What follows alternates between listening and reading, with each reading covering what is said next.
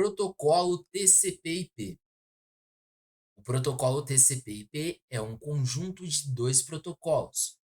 O primeiro é o protocolo TCP, que significa Protocolo de Controle de Transmissão, e o segundo é o IP, Protocolo de Internet.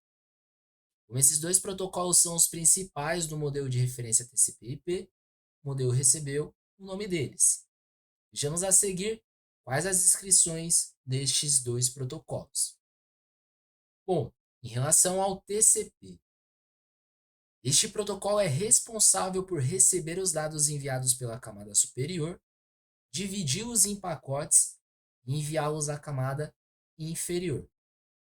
Já sobre o IP, esse protocolo é responsável por receber os dados da camada superior e o roteia pelas redes. O protocolo IP não é orientado à conexão, ou seja, não garante a entrega dos dados ao destino. O protocolo TCP/IP, no caso, é o mais utilizado nas redes locais.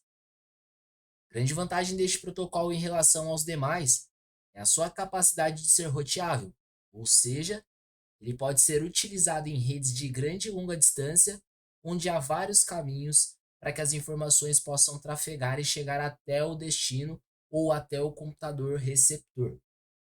Bom, e como funciona a transferência TCP/IP? As camadas se comunicam com outros computadores através dos protocolos. Durante a comunicação, os protocolos da camada aplicação, transporte, internet e interface de rede trabalham em conjunto, transformam uns bits em forma de sinais elétricos. As informações vindas dos usuários são geradas pelos programas da camada de aplicações e são transferidas de camada em camada.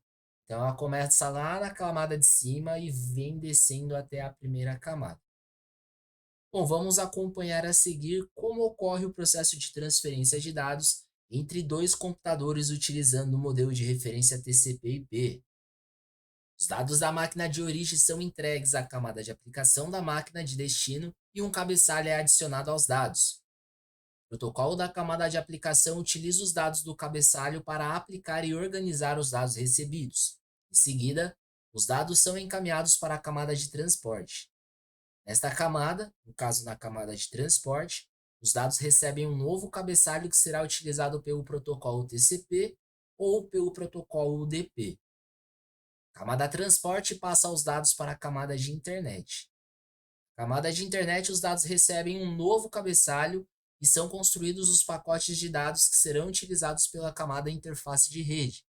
Ao receber os pacotes de dados, a camada interface de rede insere o seu cabeçalho ao pacote e faz o fechamento dos dados. Essa camada entrega os dados para a parte física da rede, que é responsável pelos detalhes eletroeletrônicos das transmissões. Uma observação: os cabeçalhos são as informações sobre os dados que os protocolos utilizam para desempenhar a sua função. Então, cada camada que utiliza o cabeçalho, ela acrescenta uma informação adicional para que ela possa se comunicar e que as outras camadas também consigam se comunicar, entender o que está sendo entregue e desempenhar a função da melhor maneira possível. Bem, durante as últimas aulas nós vimos bastante sobre pacotes. Falamos que as camadas elas trabalham em pacotes, que as camadas fazem divisões de tamanhos exatos de determinados pacotes, que as camadas fazem envios e recebimentos de pacotes. Então nós vamos entender em relação à fragmentação desses pacotes. Os pacotes precisam obedecer um tamanho máximo que varia de uma rede para outra. Essa limitação ao tamanho dos pacotes é necessária pelos seguintes motivos. O primeiro é a restrição de hardware. O segundo é o recurso do sistema operacional. O terceiro é a capacidade dos protocolos. O quarto é a compatibilidade com algum padrão. O quinto é a necessidade de diminuir as retransmissões devido a erros. E o sexto é evitar que um pacote fique por muito tempo em um determinado canal. Assim, a solução para esses problemas foi permitir que os pacotes fossem divididos em fragmentos. Então, a fragmentação de forma detalhada é um determinado pacote de informações que é dividido várias vezes com tamanhos exatos entre eles. Feito isso, cada fragmento é transmitido como se fosse um pacote. Quando um pacote de dados é fragmentado, cada fragmento recebe uma numeração que será utilizada para se juntar novamente às partes do pacote quando esses chegarem ao seu destino. Vamos num exemplo bem claro. Eu vou fazer o envio de um arquivo em Word para um computador da minha empresa. Então, eu vou utilizar o servidor para fazer esse envio.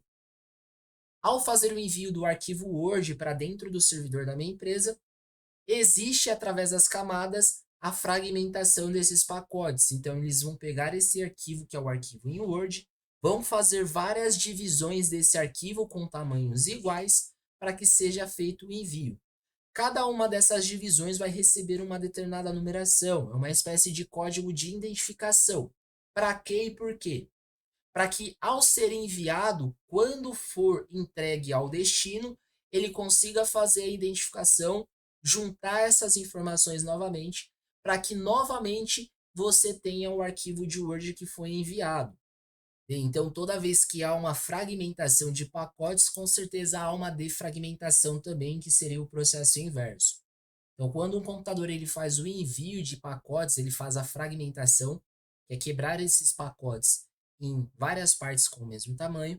Porém, o computador receptor, ou seja, quando a informação chega ao seu destino, há o processo inverso, a defragmentação, que é pegar as pequenas partes que foram divididas anteriormente na hora do envio, para que seja remontado novamente o arquivo, para que aí você tenha literalmente aquilo que foi enviado, para que as pessoas elas consigam não só visualizar, mas também manusear se for necessário.